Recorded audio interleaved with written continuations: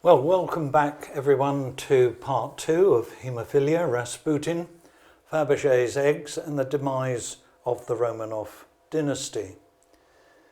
I've dealt with haemophilia and to some extent with Rasputin. Let's now deal first of all with Tsar Nicholas II himself. Tsar Nicholas came to power, as I think I've mentioned, fairly suddenly on the death of his father in 1894. His father was Tsar Alexander III and mother Maria Fyodorovna. And you can see them on the left-hand side of the picture. His father was a big, strong man and very much an autocrat, ruled Russia with great authority. Unlike his father, Nicholas's grandfather, Alexander II, who was started to be quite a reforming Tsar in terms of the populist civil liberties, but unfortunately he was assassinated with a terrorist bomb, and so his father, I think, adopted this very strong rule again on his accession to the dynasty. Well, Nicholas, seen here in the right-hand picture on the left, was born on the 19th of May 1868. As it happened, Alexandra, his wife, was born in 1872. She was 4 years younger. Nicholas inherited, of course, the Romanov dynasty's assets, which were quite extraordinary. Even at this time, 1894, it reckoned that the assets in terms of pounds were about 200 billion, and that his income each year was just under £1 million a year. This was a tremendous amount of money in those times. But of course these assets had been accumulated since the time of Peter the Great and then Catherine the Great and so on. Well, he's seen on the right here with cousin George V. The two men look remarkably alike, and perhaps it was not surprising that Alexandra chose Nicholas because he's probably the slightly better looking one or the more handsome one of the two. But during his czarship, first of all, the mishandling of the Russian-Japanese War, the Bloody Sunday Massacre, his dealings with Rasputin, and then eventually World War I, caused him to abdicate, and we'll come back to that later, on the 15th of March in 1917, which of course ended the Romanov dynasty. So let's quickly have a look at his father, because although he wasn't in many ways like his father at all, one of the traditions that he did continue was the father's tradition of giving Easter eggs, and in particular Faberge's eggs. Easter is a major occasion in the Russian Orthodox calendar, and it's customary to give eggs, even though it began the procedure of giving eggs was actually a pagan cult, but that's beside the point. It's now adopted by Christian groups as well.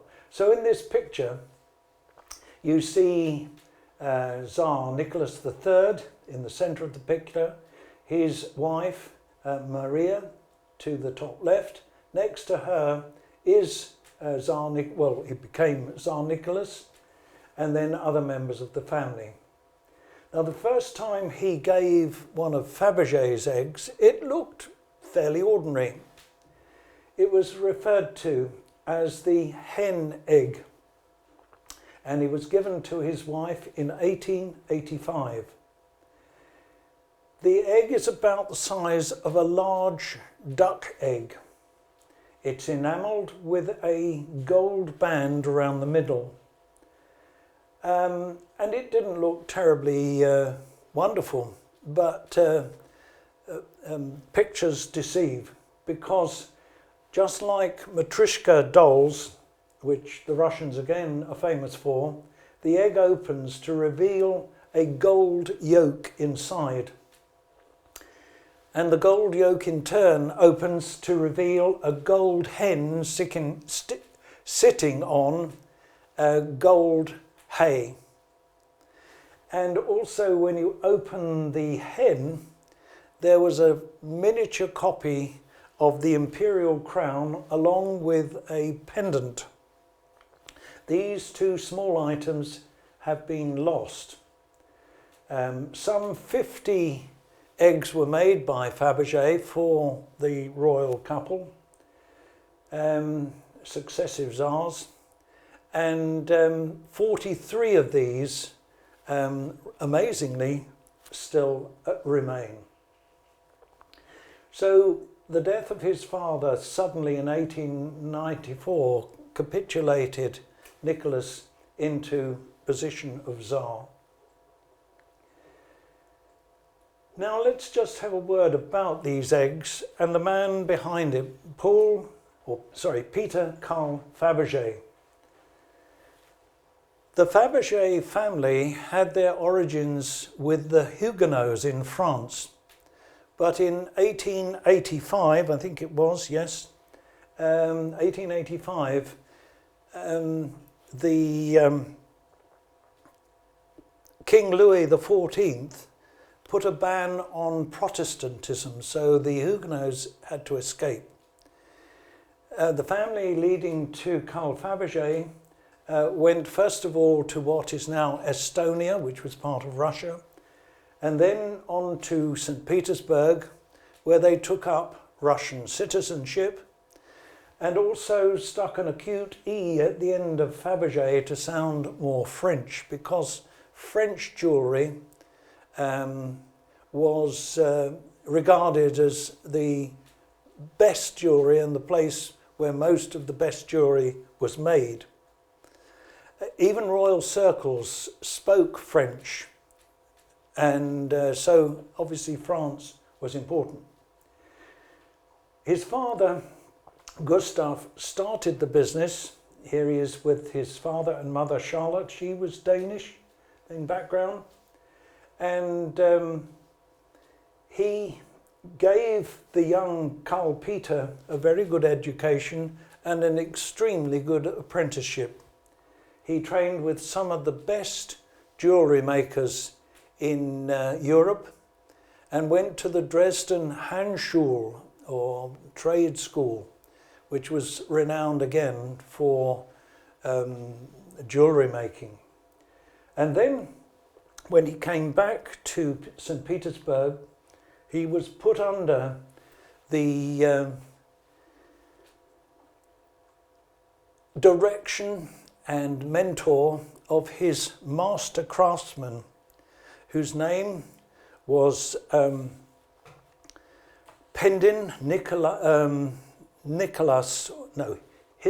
I get the name wrong, Hiskius Pendin. He was Finnish, and he was a master craftsman of jewellery.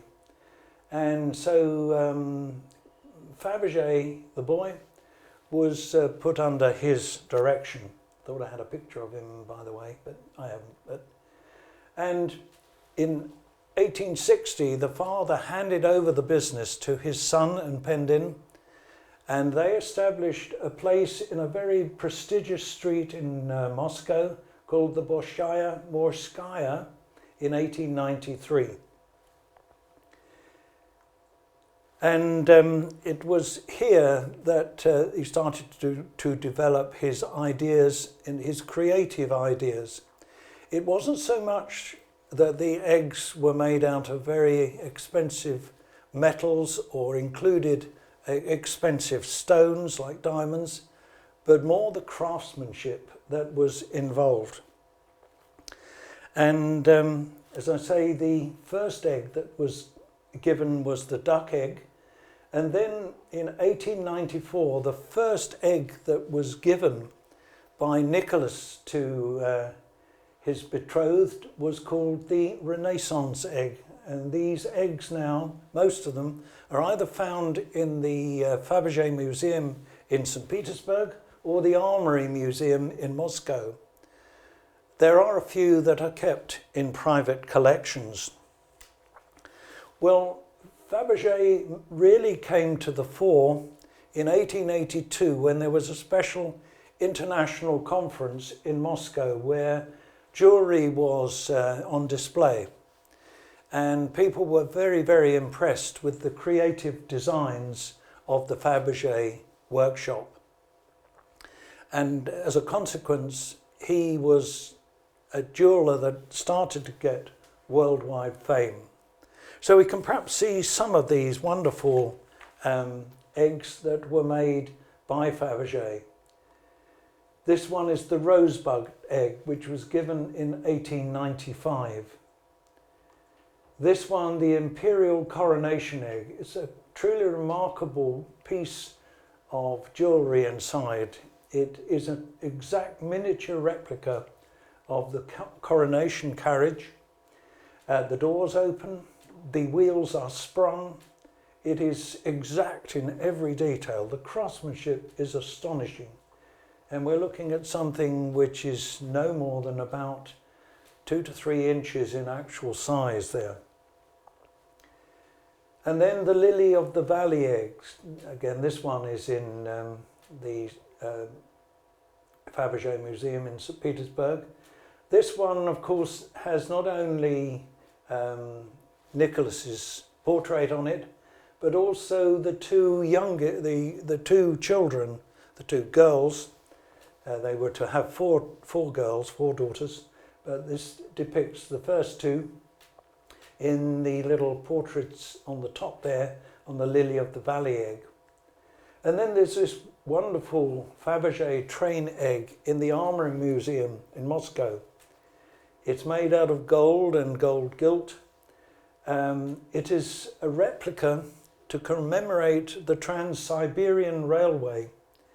The engine even works on clockwork, and you can see there's a little key there which winds the clockwork mechanism up, and the train pulls its coaches along.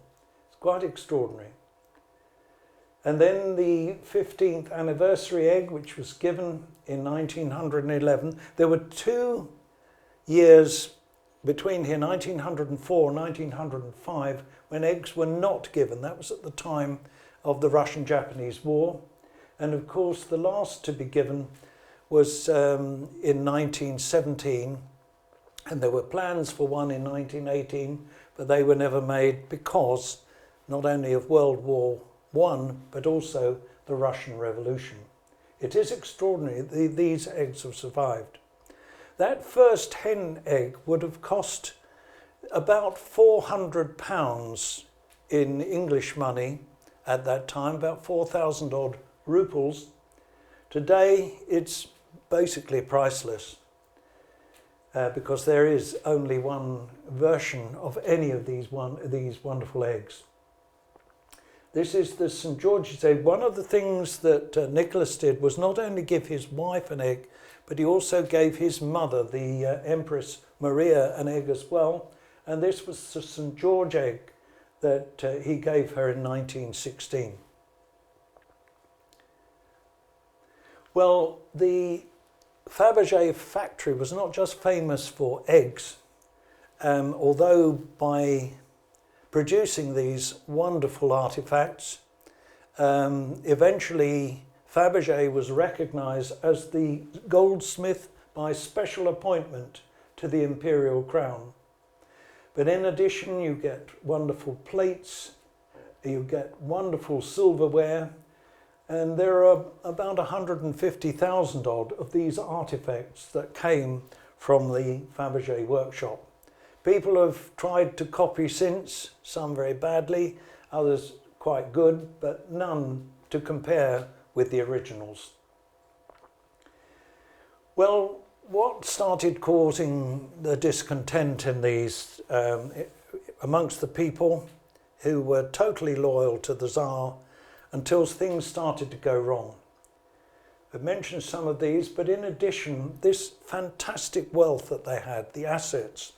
Here, of course, is the famous Winter Palace and now Hermitage Museum in St. Petersburg. And if we look inside these palaces, the opulence and the decadence is quite extraordinary. Yet, Tsar Nicholas and his wife were much happier with the simpler life and life outdoors, in that he had something in common with his cousin George V, who also was very into outdoor activities. But this is inside the Winter Palace. Even the gardens are beautifully kept. The pheasant clock made in gilt, these wonderful passageways from which several of the rooms in the Winter Palace come off from. Even these are wonderfully ornate. No expense was spared. And this is just one of many palaces. Here are some of the others. Obviously the Kremlin Palace in Moscow, the Alexander Palace just outside St. Petersburg, which we'll come upon later on. The Cottage Palace, which the family were very keen on because it got them away from the hustle and bustle of the major cities. The Wooden Palace of Mikhailovich, which is near Moscow, and then Levadia Palace, which was very, very popular. It's situated in the Crimea, and it was where Churchill, Roosevelt and Stalin met towards the end of the Second World War. But a lovely place where the Tsar and his family used to go for summer holidays. Catherine Place, again the Kremlin, and Peterhof Palace. And to cap it all, at that time, the Tsar probably had the finest yacht of all royalty. Certainly had more palaces, than even Victoria and Edward and so on. The royal yacht was called Standard, and it entertained other royalty and dignitaries. The picture on the right is with his uncle Edward VII. He also entertained his cousin George V, and even the Kaiser Wilhelm, who was also a cousin in Germany. That was before the wars. Well, what were the events that led to the abdication of Tsar Nicholas? Well, we've already indicated that they did no favours, that a lot of Russians were killed in the Russian-Japanese War. The Bloody Sunday massacre didn't help matters either, and certainly started a much stronger resurgence of the Bolsheviks. The influence of Rasputin over the royal family, because obviously he seemed to be the only one who could control haemophilia in the young Alexei. The Tsar's poor leadership and his failure to really communicate with the Duma and keep his good ministers as well. And then his entry into World War I, where again there were huge losses of Russians against the Germans. And many people started to think, why were hundreds of thousands of young Russians being killed, and for what cause? They could see no real reason for it.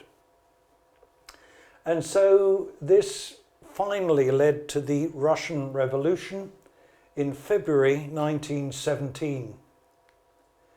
And of course, previous to that, a month or so after the abdication of the Tsar himself, he was forced to abdicate and put under house arrest, first of all in the wonderful Alexander Palace at Tsarskoye Selo in just outside St. Petersburg. Here are two of the headlines in American papers at the times. There were similar papers headlining the Russian abdication in the English and many other presses throughout the world. Well, they stayed in the Alexander Palace for a few months before they were sent to a different location, and they were put onto a train. It was quite luxurious, and they took with them a fairly large entourage, including their doctor, the family doctor, and they left St. Petersburg on the 13th of August 1917. They were hoping that they were going to Moscow and staying there, but no, the train stopped for a while but then moved on to the other side of the Ural Mountains in West Siberia, a place called Tobolsk. And they arrived there on the 15th of August to stay under house arrest in the Tobolsk governor's mansion. They were there for about 8 months, and then they were transferred again to the Ipatiev house in Ekaterinburg. Now, unfortunately, Ekaterinburg was a big city, a mining centre, and also a strong centre, even before the Russian Revolution, of anti-Tsar feelings. And it was the last place that the Tsar really wanted to go, and it was the last place that he went to, as it happened. So that was their route, and here was the downgrading. Not too bad in the Alexander Palace to be house arrested. The Tobolsk governor's mansion, not too bad a place, but the number of servants and things was reduced. And then finally to Ipatiev house, where the restrictions were even greater. They even constructed, as you can see, a wooden fence, a high wooden fence around this house to prevent people looking in, and indeed to prevent the royal family looking out. This house, much later, was pulled down. The other two are still in existence. Now, in some ways, to be in house arrest wasn't too great a burden on the royal family. They enjoyed going outside and outside activity. They were constantly guarded, and gradually their rights were restricted more and more until they only had a few servants, maids, and their doctor. And here we see various pictures of the final Romanov family. And then in April of that year, Lenin gave the order that they should be killed. And one of the reasons for this is that the pro-Tsar activities of the White Russian army and the Czech army were coming close to where the Romanov family were kept, and might well have captured and released them, but the Bolsheviks did not want this.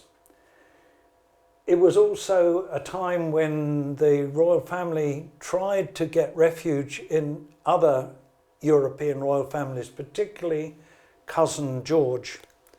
But unfortunately, with the intervention of World War I and the disagreements between George and cousin Wilhelm in Germany, relationships amongst royal families declined appreciably. Compared with, for example, the funeral of Edward VII, where virtually all the royalty of Europe attended. Well, eventually, of course, someone had to head up the firing squad, and this man was Yakov Yurovsky. And he ordered the family and their servants and doctor down into the basement of Ipatiev house. And there a firing squad shot them all to death. It took a little while for the daughters to be shot because they'd stashed away some of their jewels in their dresses, and bullets ricocheted off these dresses as a result of hitting the gems. But in order to make sure they'd been killed, they were all bayoneted and dismembered. And then the Bolsheviks took the bodies to a mass grave in a forest nearby, about 20 minutes later. And really, that was the end of the Romanov dynasty. Much later, after the fall of the Berlin Wall and the so-called democratization of Russia, the bones and things were unearthed, and it was not all the bones appeared to be there. In fact, there were wonderful rumours going about that Anastasia, the youngest daughter of the Tsar and Tsarina, had escaped, and there were people who claimed to be Anastasia. But with the advance of DNA identification, none of these people who claimed to be Anastasia were Anastasia. And in fact, with further looking at the bones that were eventually uncovered, it's thought that everyone actually died on this occasion. So, did the Red Revolution work? Was it this wonderful utopia promised by the Bolsheviks? No, it didn't. They argued amongst themselves for the absolute power of running the Communist Party. Animal Farm is a very good depiction. And many of the poorest Russians were still poor, if not poorer. Many of them were starving. So the Red Revolution got rid of the Romanovs, but I don't think substituted anything more wonderful in its place. And I thank you for listening.